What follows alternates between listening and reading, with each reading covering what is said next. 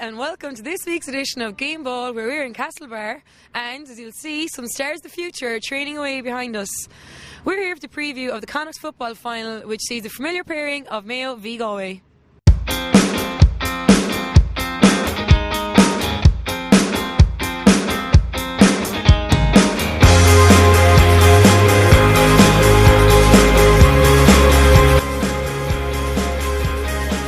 Disappointing last year, losing to Galway.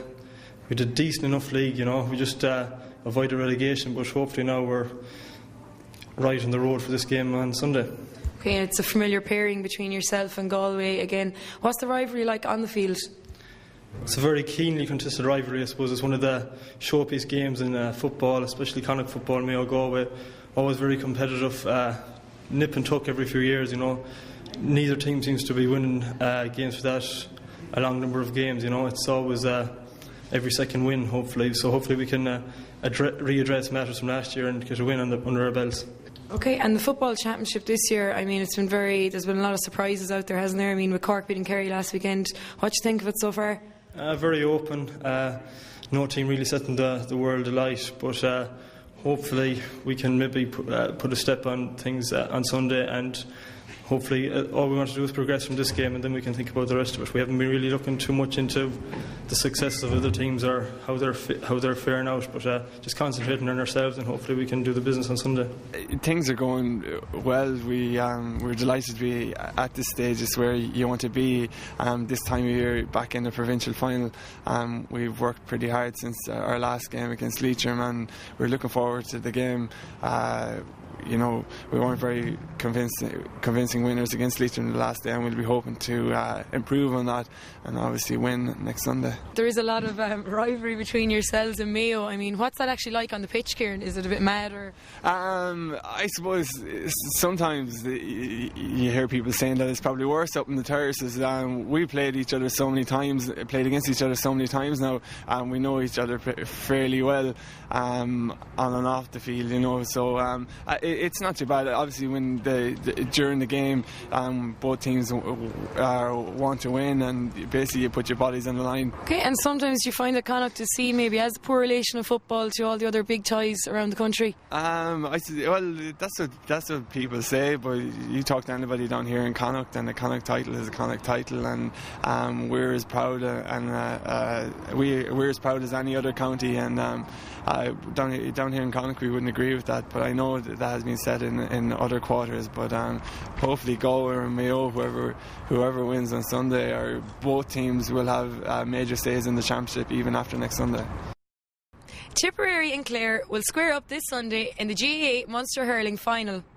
We were down in Tipperary during the week, where we met up with some players and the manager to see how things are going before the game. Owen, how's mood in the Tipperary camp before the Munster Final?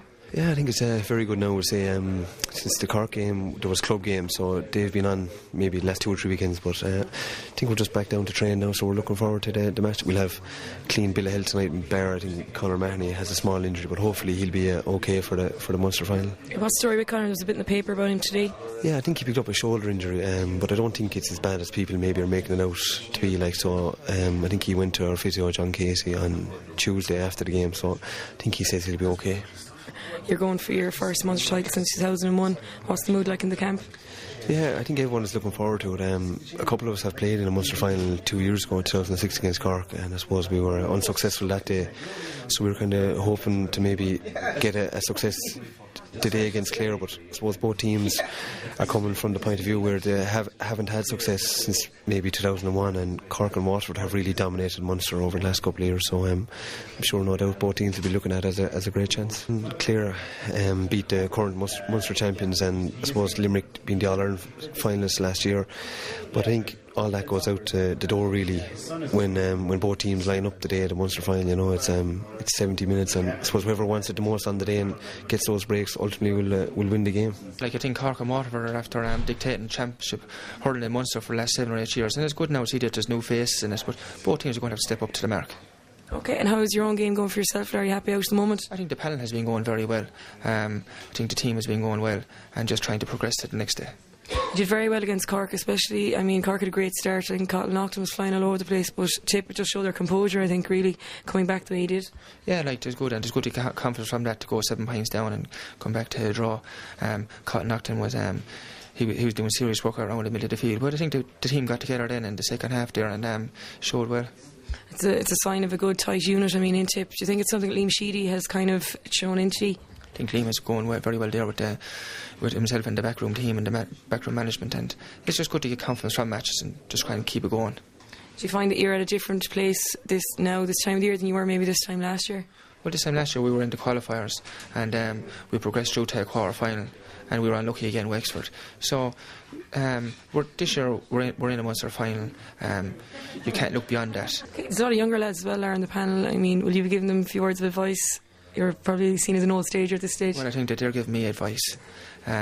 Tis good to have young fellas coming in there for the last couple of years, and it freshens things up, and that's what it's all about, freshen things up year after year. And it's good to see lads coming in and playing well and taking an onus on the team. But I'll be looking for advice. And in terms of yourself, Claire, what do you like to do to relax? Is it hurling 24/7 with you, or what's the story? No, I just like to lie down on the couch and relax and look at TV. Catch up on a few soaps. That's it, yeah, relax, yeah. Just, perfect. Yeah. No. That's great, thanks, Claire. Best of luck out. Yeah. Well, Tipperary are confident, and so are some of these youngsters that we were speaking to. Aidan Donovan, I come from Argyle. In Tipperary, it's going to go good because Tip are going to win. Tip are going to win it. Josh Martin, I'm from Ballypreen, Tipperary. Tipperary are going to win because they're the best team. Michael Kennedy is my name and my age is 10. I am from Skaheen, Arinka. My favourite Tipperary player is Michael Webster. My name is Adam O'Donoghue. I'm from Ballypreen. I go to school in Ballypreen National School. Jack O'Donoghue, and I'm 9 and I'm Ballypreen. Tip are going to win. 1, 2. Because they're the best. I'm Carl Casey, I'm 10 and I'm from Care. My name's Darren O'Dwyer and I'm from Ballypreen and my age is 9. My favourite tip player is Eamon Corcoran. Owen Kelly's the best tip player. One tip. So guys, a great weekend's GAA actions ahead with the Munster Hurling Final and the Connacht Football Final. In terms of the Connacht Football Final, whoever loses between Mayo and Galway, Kerry are in the long grass waiting to give them a kick up the Bohola.